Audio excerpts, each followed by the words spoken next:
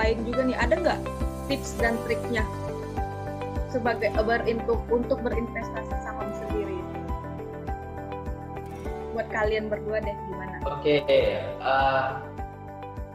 ya, dari gue dulu ya kali ya. Ya, boleh. Ya. Oke, menurut gue nih, sebelum kita terjun ke dunia saham, entah itu saham kah atau obligasi, kenali dulu nih profil risiko kita tuh kayak gimana. Apakah kita orang yang siap menerima risiko atau orang yang cenderung menghindari risiko? Kalau orang yang cenderung mengambil risiko, boleh saja masuk ke saham. Kalau misalnya orang yang cenderung menghindari risiko, masih bisa masuk ke saham, tetapi mungkin portofolionya berisi seperti indeks FIT45 atau mungkin saham-saham yang memiliki kapitalisasi pasar yang lebih tinggi. Berbeda dengan seorang yang memiliki risiko atau kemampuan untuk mengambil risiko yang lebih tinggi. Misalnya dia dapat memilih saham yang gorengan atau saham yang memiliki volatilitas yang tinggi. Ketika kita sudah mengetahui profil risiko kita seperti apa, lalu kita cobalah untuk nabung saham ya di saham yang memiliki kapitalisasi yang besar, teman-teman, yang ada di indeks FIT45 seperti itu. Karena di situ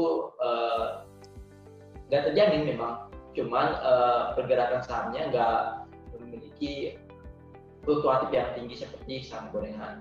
Ya. Jadi menurut Yoga nih gimana? Ada tips tambahan? Trik? Kalau trik gue ya, apalagi untuk calon investor baru kayak Fitri, pemula, buat kalian ikutin aja apa yang kayak bursa campaign itu yang yuk nabung saham. Itu menurut gue bagus dalam hal konsep. Gak usah yang kalau kalian mau yang lebih expert yang seperti yang Iki bilang itu nggak apa-apa, itu lebih bagus. Tapi kan beda-beda tuh tujuan untuk investasi kan. Contohnya kayak Fitri nggak mau, saya nggak mau ribet-ribet, saya pokoknya punya uang segini, saya mau investasikan kayak gini. Ya kalian coba aja ikut kayak nabung saham, masuk di saham LQ45 yang notabene dia saham-saham bagus, kapitalisasinya besar, liquid gitu kan. Menurut gue sih itu aja. Jadi dari Fitrinya dan dari mahasiswa pemula ini, untuk orang-orang pemula masuk di dunia investasi atau dunia bursa efek Indonesia, menurut gue dengan menggunakan konsep nabung saham itu udah cukup. Iya. Jadi bagaimana sih konsep nabung saham itu? Begini teman-teman, konsep nabung saham itu sama seperti yang menabung di bank. Jadi kita pasti patokannya indeks FIT45 ya, untuk investor yang tinggi atau enggak. Jadi misalnya nih kita pilih dari 45 saham itu kita pilih satu saham apa nih? Misal Telkom. Nah, setiap bulan itu teman-teman kita nyicil untuk pilih saham Telkom. Dia pilih misalnya ini tanggal berapa nih? Tanggal 21. Nah, kita beli satu lot saham TLKM nih. Nah, besoknya lagi 21 November kita beli lagi teman-teman satu lot. Konsep dari nabung saham, tentunya sahamnya memiliki kapitalisasi pasar yang tinggi dan tidak memiliki volatilitas yang tinggi. Jadi kalau gue mau buka langsung hubungin Yoga aja nih di Mandiri Sekuritas. Iya, benar sekali. Langsung aja ya di Yoga Pratama. Tanpa ribet. Iya, benar. Yang penting sudah memiliki persyaratan yang udah ditentuin ya. Kalau nggak mau pusing atau nggak mau ribet, masuk aja reksadana. Udah paling aman itu untuk investor pemula, investor baru. Itu aja sih. Berarti gua kalau buka nih tips dari Yoga sendiri tuh gua masuk dulu ke reksadana ya. Iya. Ya bakal disaring. Nah, dengan kalian udah duduk di situ kan sebagai ketua dan wakil hima nih, pasti adalah orang yang menginspirasi atau yang sangat berpengaruh yang kalian kagumin di hima sendiri, pasti ada dong, sehingga kalian bisa menjadi estafet di hima ini sendiri. Kalau gua jujur, Nah, jujur, nggak boleh awalnya gue nggak mau lanjut untuk di hima ini. Kenapa tuh, Gue nggak mau lanjut. Kenapa tuh? Ada sesuatu alasan yang membuat gue untuk nggak lanjut. Tetapi di pertengahan jalan nih, nggak tahu nih, namanya manusia kan hatinya dibolak-balikan Allah kan. Ya, benar sekali. Tiba-tiba ada orang yang menginspirasi gue gitu.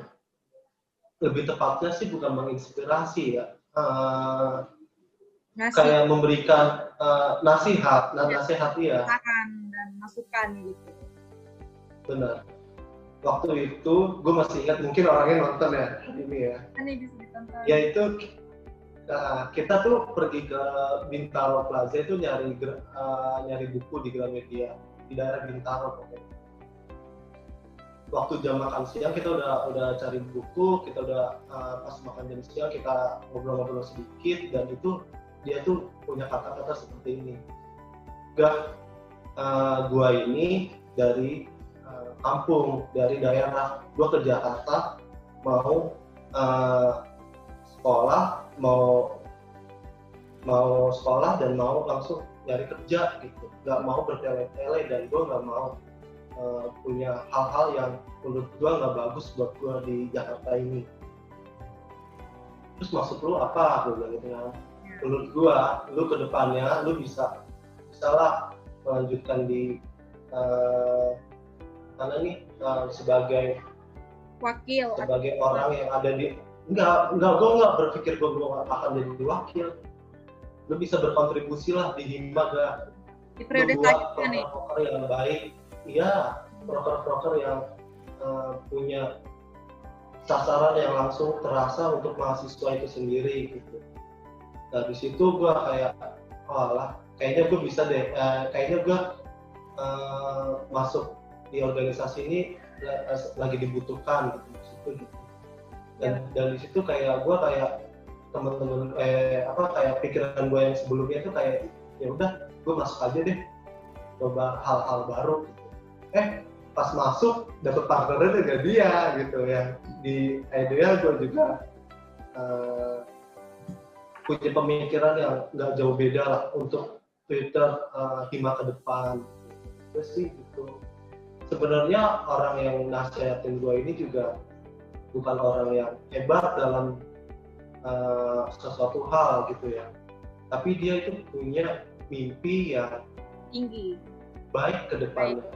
Dan itu menurut gue itu dia bisa banyak menginspirasi orang. Betul. Itu aja. Berarti sangat berpengaruh nih orang ini buat saudara Yoga sendiri. Alhamdulillah, kalau bisa berpengaruh baik ya nggak apa-apa lah Fit ya. Iya. Kalau di Rifki sendiri ada nggak yang menginspirasi? Tentunya ada ya. Jadi sebut namanya nggak nih? Gak usah kali ya? Nggak usah lah. Nggak Pasti usah. nggak ada orangnya. Gue. Ya ketika di hima tahun sebelumnya kita itu satu departemen, dan dia posisinya itu di atas lah, dia sebagai senior. Oh iya. Dia mengayomi atau memberi masukan lah. Ya dia mempunyai jiwa kepemimpinan yang bagus sih. Setiap keluhan anggotanya itu didengerin, dan ketika kita rapat itu rasanya nggak kayak rapat gitu, kayak ngumpul sama teman-teman biasa gitu, walaupun kita lagi ngebahas proker gitu, karena mungkin feel keluarganya itu dapat juga gitu. Dan dia lagi orang yang buat gua melangkah sejauh ini.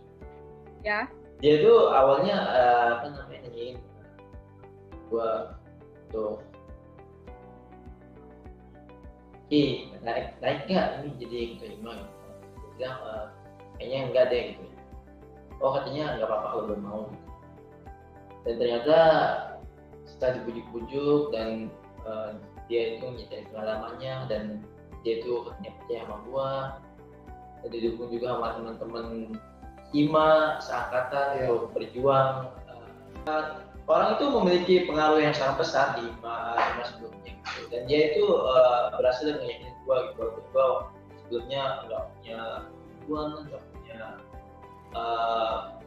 inovasi untuk Hima itu sendiri begitu. Ketika gua selalu dibujuk dan yakin sama dia dan juga teman-teman akan sebuah juga, akhirnya gue mau ambil tantangan itu. Dan akhirnya gue ingin feel ini sih nyaman-nyaman aja, enjoy aja gitu dengan TDPS gue dan juga pertama. Jadi sebenarnya nih awal kita bakal dari grup core-nya Hima itu sebenarnya dari yoga sebenarnya. Kenapa? Waktu itu gue masih inget banget tuh di bulan Mei, hari Minggu, tanggalnya nggak tahu. Tiba-tiba yoga tuh ngechat gue pagi-pagi. Gue masih di daerah waktu itu. Ini bagaimana? Kok grup nggak ada yang lanjutin sih ini mengenai pembahasan Hima gitu. Kita nih harus buat grup baru nih yang fix lanjut nih. Biar nanti kita tahu arahnya Hima tuh mau kemana gitu. Gue tuh pengen Hima tuh ada ini loh, kayak kapal gitu. Ya. Jadi tujuan awalnya, tujuan akhirnya tuh ada yang nyetir gitu lah. Di situ kita bicarain tentang tujuan kita. Jadi memang yoga pertama ini memiliki pemikiran yang cukup luas. Dan kalau gue boleh tambahin nih Fitri, boleh banget. Anggota kita yang sekarang angkatan 11 semuanya itu juga mendukung semua yang ada di Hima ini. Terbentuknya Hima ini atas semua anggota yang ada di angkatan 11 itu. Ya. Karena mereka juga punya jiwa bukan mahasiswa biasa dia tuh, kayak jiwa punya jiwa bertanggung jawab yang besar. Ya, punya tanggung jawab. Dan gue Mikey sangat salut, sumpah. Dia punya mereka tuh punya effort untuk melanjutkan organisasi ini walaupun dalam masa pandemi yang kita lihat hari ini gitu sangat sulit, iya nggak? Iya benar.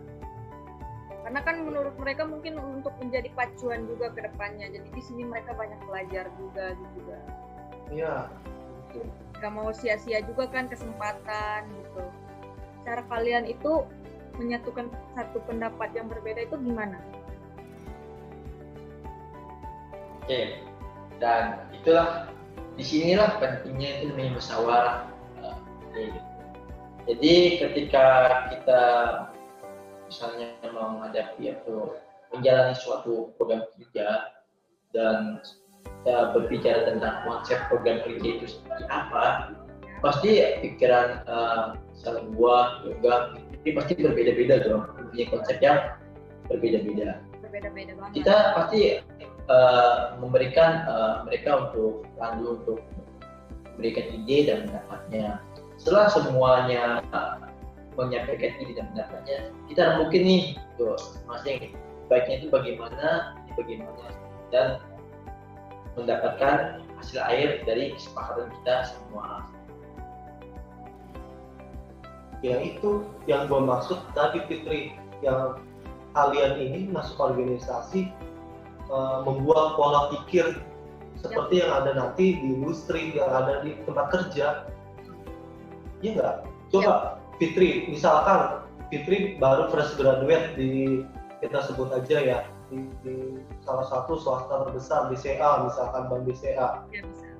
Kan Fitri kalau punya suatu apa ya, kalau udah setelah masuk organisasi kan punya pengalaman tuh, pas di dunia kerja pas punya pendapat ataupun apa, kan kalau nggak dipakai pendapatnya kan nggak marah, namanya juga kita bermusyawarah, Ya. benar nggak?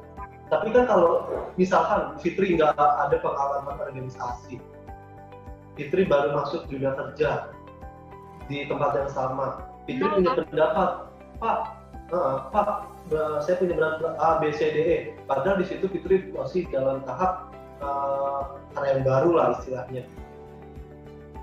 Terus pendapat tersebut nggak diakomodasi gitu sama nggak diterima sama atasannya Fitri. Fitri kan mungkin kenapa ya, kok saya nggak dihargai dan lain-lain.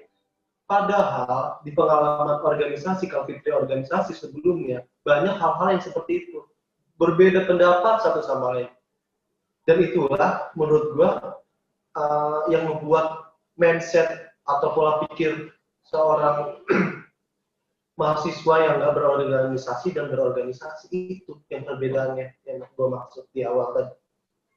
Iya.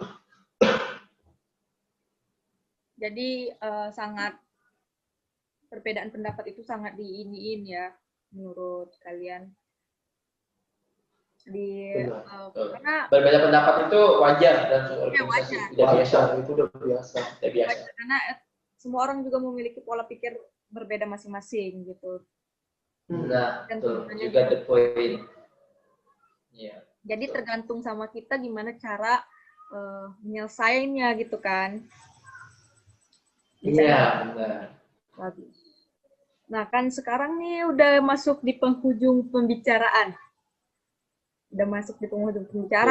Kayaknya ini agak berat deh yang pertanyaannya gampang. Gampang banget. Gampang. Ditutup kan. Kan ini masa jabatan kita terakhir apalagi untuk Riffigan dan Yoga, termasuk saya sendiri nih.